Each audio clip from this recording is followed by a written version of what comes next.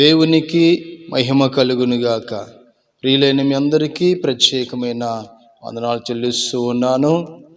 మన ఆత్మీయ జీవితము బలముగా ఉండాలంటే వాక్యపు యొక్క అనుభవము మన జీవితంలో స్థిరముగా మన హృదయములో నింపుకోవాలి.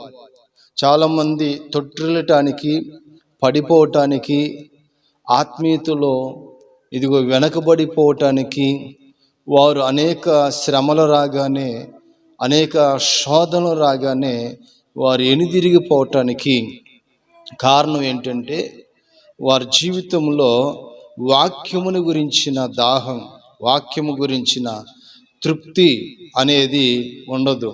ఆసక్తి అనేది వారి జీవితంలో లేనప్పుడే వారు ఆత్మీయ జీవితంలో బలహీనులుగా ఉంటారు. ఎవరైతే వాక్యము కొరకు దాహము కలిగి, తృష్ణ కలిగి ఉంటారో వారే ఆత్మీయతలో దృఢముగా, బలముగా ఉంటారు.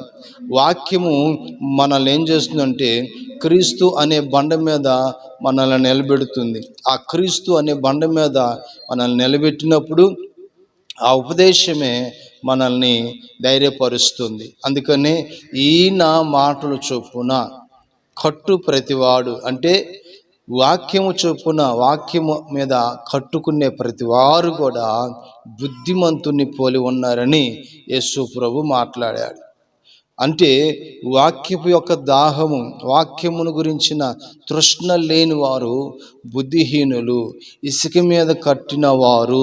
వారి ఆత్మీయ జీవితమును దేని మీద కట్టుకుంటున్నారంటే ఇసుక మీద కట్టిన ఇల్లు బలముగా ఉండదు, బలహీనముగా ఉంటుంది.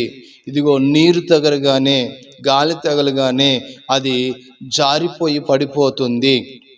అలాంటి ఆత్మీయ జీవితం కలిగిన వారు చాలామంది ఉన్నారు. అయితే దేవుని వాక్యం ఏముంటుందంటే, ఎవరైతే వాక్యము కొరకు తృష్ణగొని ఆశ కలిగి ఆ వాక్య ప్రకారముగా వారి జీవితాన్ని మలుచుకుంటారో వారు క్రీస్తు అనే బండ మీద, అనగా ఆత్మీయతలో దృఢముగా, బలముగా, స్థిరముగా ఉంటారు.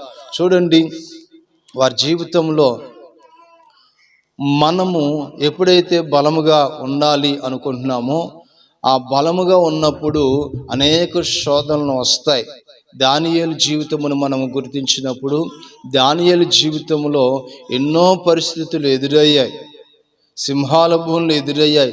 అయినను దానియేలు కదలక దృఢముగా ఉన్నాడు. కారణం ఏంటంటే ఆయన మనసులో దేవుని వాక్యమును గురించిన, ఆయన మనసులో దేవుని గురించిన ఆలోచనలు, ఆసక్తి విపరీతముగా ఉన్నవి కనుక ఆయన ప్రార్థన జీవితం ముందు, దేవుని మీద ఉన్న ఆసక్తి ముందు, దేవుని మీద ఉన్న ప్రేమ ముందు దానియేలుని ఈ సింహపు బోన్లు కానీ, సాతాను యొక్క ఆలోచనలు కానీ ఏమి చేయలేకపోయాయి.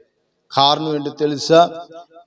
దానియేలు దేవుని సన్నిధిని గురించి, దేవుని వాక్యమును గురించి, దేవుని ప్రేమ గురించి తృష్ణ కలిగిన వాడు. అందుకని అతను దృఢముగా ఉన్నారు.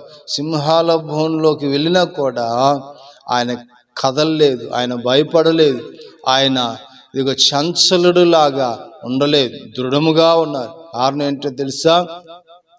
వాక్యము మీద తృష్ణ కలిగిన వారి జీవితంలో ఆత్మీయ జీవితం ఎలా ఉంటుందో తెలుసా? దృఢమైన జీవితముగా ఉంటుంది. ఈ రోజున ప్రియ సహోదరి సహోదరులారా, ఈ రోజున నీవు దృఢముగా, స్థిరముగా కదలని వ్యక్తిగా ఉన్నావా? కదులుతున్న రెల్లి వల్లే ఉన్నావా? ఆలోచన చేసుకో. ఈరోజు అనేక విషయాల మీద నీకు ఆసక్తి ఉన్నది, అనేక వాటి మీద నీ మనసు ఉన్నది, కానీ దేవుని వాక్యం మీద ఇంట్రెస్ట్ ఉందా? దేవుని వాక్యం మీద తృష్ణ కలిగి ఉన్నావా? అయితే దేవుని వాక్యం మీద తృష్ణ కలిగి ఉంటే నీ జీవితంలో ఆ బలం, ఆ ధైర్యం. అందుకనే దేవుని వాక్యం చెబుతుంది, నీ వాక్యమే నా పాదములకు దీపం, నీ వాక్యమే నా బాధల్లో నెమ్మది ఇచ్చేది అలాంటి వాక్యం మీద మనము మనసు పెట్టుకోగలిగితే, అలాంటి వాక్యమును మనము ఆశించగలిగితే, తృష్ణ కలిగి ఉంటే, ఆ వాక్యం మనల్ని ఏం చేస్తుందంటే ఆత్మీయతలో బలవంతులుగా, ఆత్మీయతలో శిఖరం ఎక్కే ఉన్నతమైన వ్యక్తులుగా ఆ దేవుని వాక్యము మనల్ని బలపరిచి ఆ నిత్య సియోను కోట మీదకి మనల్ని తీసుకువెళ్తుంది. కనుక దేవుని వాక్యమును గురించిన తృష్ణ నా జీవితములో అధికముగా దేవుడు కలుగు చేసి స్థిరపరిచి దృఢపరచునుగాక. ఆమేన్. ఆ కృప దేవుడు మనకు అనుగ్రహించునుగాక. ఆమేన్.